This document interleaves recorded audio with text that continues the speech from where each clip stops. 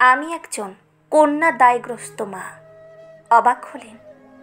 কন্যা দায়গ্রস্ত বাবা শুনেছেন, কিন্তু মা বোধহয় আগে কখনো শোনেননি। আমার কথা বলবো, তার আগে বলি পলুর কথা। আমার মেয়ে পৌলমী, আমি আদর করে ওকে পলু বলে ডাকি। ওর বয়স এখন 25।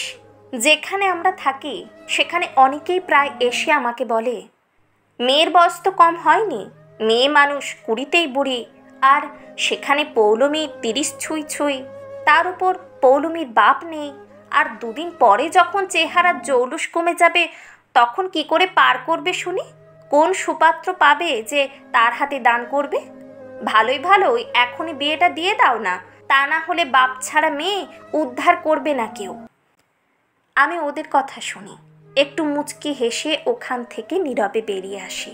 আজ বলে না, আজ থেকে 25 বছর আগেও আমি নীরবে বেরিয়ে এসেছিলাম আমার স্বামীর সংসার ছেড়ে। পলু হবার পর ওকে হাসপাতালে দেখতে আসেনি কেউ। 3 দিন পর আমি ছুটি পেয়ে যখন হসপিটাল থেকে বাড়ি যাই, সেদিন আমার শাশুড়ি বলেছিলেন, তোমার কোলে ওই যে বোঝা, ওকে বাইরে ফেলে দিয়েছো। ওকে দিয়ে আমার বংশের বাতি তো আর জ্বলবে না। উল্টে খাওয়া পড়া বিয়ের খরচা এত কিছু পারবো না বাপু। আমার স্বামী মুখ ফিরিয়ে তার মায়ের কথায় ঘাড় নেড়ে সম্মতি জানিয়েছিলেন। সেদিনও আমি কোনো কথা না বলে নিঃশব্দে বেরিয়ে এসেছিলাম। বাপের বাড়িও উঠিনি। ঘর সংসার ছাড়া একটা মেয়ে, তার উপর বাচ্চা পালন করার মতো সামর্থ্য আমার বাবার ছিল না।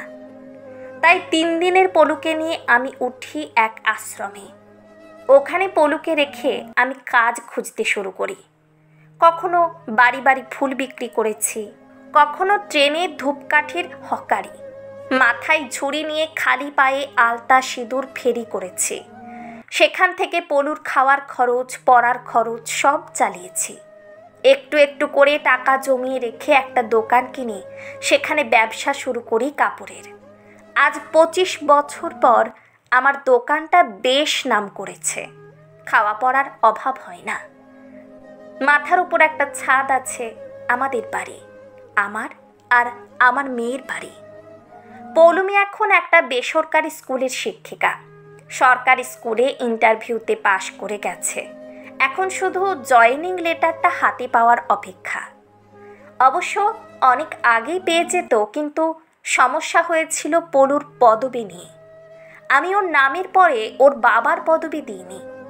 আশ্রমে অনেকে বলেছিল আমার পদবি দিতে, তাও দিইনি। আমি চেয়েছিলাম ও নিজের পরিচয় বাঁচুক, নিজেই নিজের পরিচিতি গড়ে তুলুক, কারো পরিচয় যেন ওর দরকার না হয়। পদবি নেই শুনে একটু ইন্টারভিউতে সমস্যা হয়েছিল, তবে সেটা এখন মিটে গেছে। এবার আসি ওর বিয়ের কথায়। আমি কন্যা দায়গ্রস্ত মা, ওর বাবা নেই। আমি সিঙ্গেল মাদার। আমার চিন্তা আছে ওর বিয়ে নেই, কিন্তু কেউ বাপ ছাড়া মেয়েকে বিয়ে করে উদ্ধার করে দেবে এমনটা আমি কখনো ভাবিনি। যদি সেরকম হয় তাহলে দরকার নেই সেই বিয়ের। ওর বয়স বেশি, চেহারাতে জৌলুস নেই বলে যদি সুপাত্র না পায় তাহলে থাক, অমন পাত্র দরকার নেই। বাকি রইল কারো হাতে দানের কথা। আমার মেয়েটাকে ছোট থেকে মানুষ হিসাবে বড় করে তুলেছি, কোনো বস্তু হিসাবে না। তাই কারো হাতে দান করে দেওয়ার প্রশ্ন ওঠে না। এতে যদি ওকে সারা জীবন একা বাঁচতে হয় বাঁচুক, তবুও তো মাথা উঁচু করে বাঁচবে। ওর দায়িত্ব ও নিজে নিতে পারবে। ওর বাবা ঠাকুমা যেমন নেয়নি, তেমন আর কাউকে ওর দরকার নেই। হ্যাঁ, আমি একজন কন্যা দায়গ্রস্ত মা হয়ে বলছি, আমার মেয়ে পৌলমী শিক্ষিতা, চাকরি করে সে, নিজের অন্ন বস্ত্রের জোগাড় নিজেই করে নেবে, তবুও কারো গোলাম হয়ে আত্মসম্মান হারাবে না।